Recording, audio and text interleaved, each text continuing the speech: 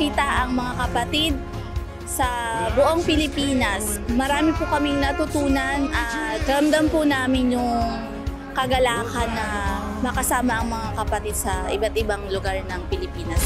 Just when I ran out of road, I met a man I didn't know, and he told me that I was not alone.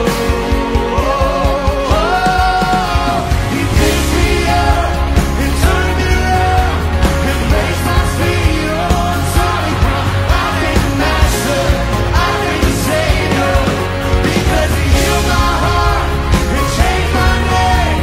Forever free, I am not the same. Kami po ay malugod na bumabati ng maligayang 103rd National Convention para sa bawat isa na narito po. Would like to extend my gratitude and sincerest thanks to all our brothers and sisters all over the Philippines na sumuporta po sa convention ito. Kung di po dahil sa inyo, hindi mangyayari itong momentous event na ito. National Convention is an opportunity for all of us to meet our friends, mga kapatiran natin sa ibang bahagi ng bansa.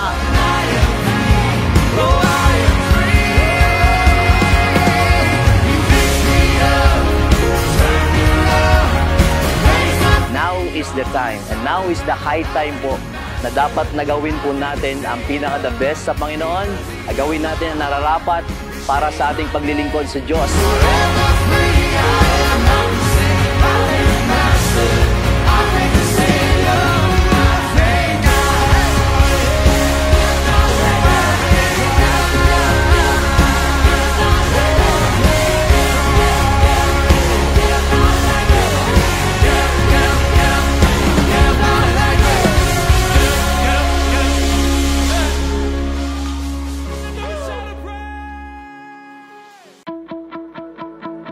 Kami nagmalipayon nga nahimo kami nga isa ka partisipante nining 103rd National Convention of Churches of Christ in the Philippines. Nagampo kami nga magmauswagon pa, magpadayon pa nga magmalambuon ang mga Churches of Christ dili lamang diri sa Mindanao kundi sa tibuok Pilipinas hangtod sa tibuok kalibutan. You show me you are with us. Maraming salamat po sa Diyos na kami po ay nabigyan ng pagkakataon na makarating din po sa Jensan. Papuri po sa ating dakilang Diyos. I've seen it every time. What a good God, bringing me back to life, opening up my eyes, God of every blessing. Napakasaya at saka napaka-blessed na nakasali ako kasi first time ko po na nakasali ng National Convention. At sobrang nakaka-bless lalo na sa team na Now is the Time. So tamang-tama po na now is the time to work as one body, now is the time to preach the gospel. So nakaka-bless lang po na nakasali ako sa convention na to. We, the Cebu Brethren, we are very happy for this 103rd. And we will see you again in our 104th National Convention.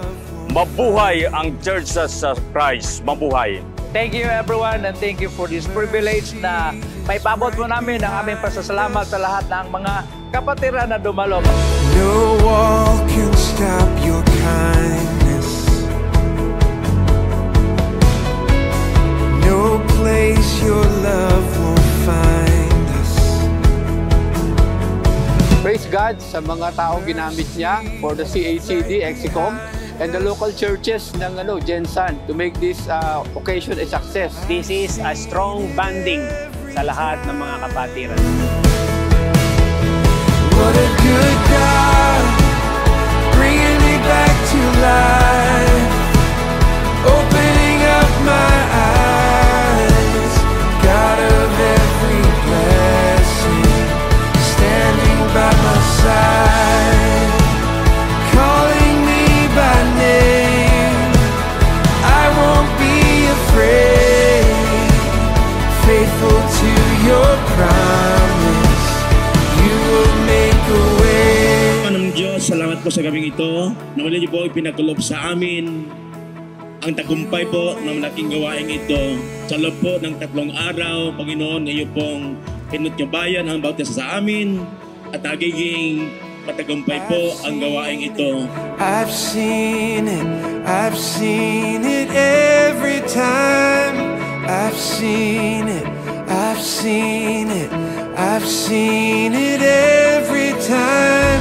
You're faithful every time. You're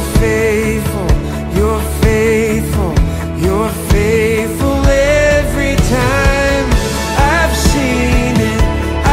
Ikaw ay tunay na nagmamahal sa Panginoon. Dapat ready ka, dapat handa ka na magsakripisyo para sa Kanya. Yan po ang tunay na nagmamahal sa Diyos. You're faithful every time. You're faithful.